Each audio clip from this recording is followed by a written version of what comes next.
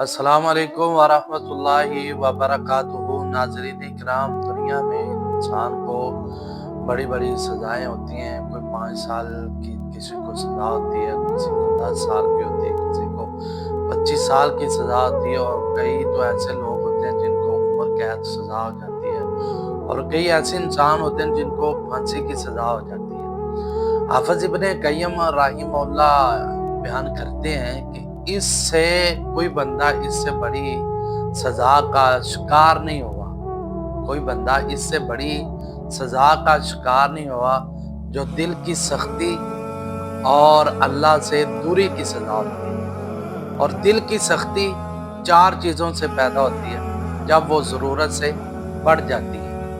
امام ابن قیم رحمہ اللہ فرماتے ہیں وہ 4 چیزیں کون سی ہیں؟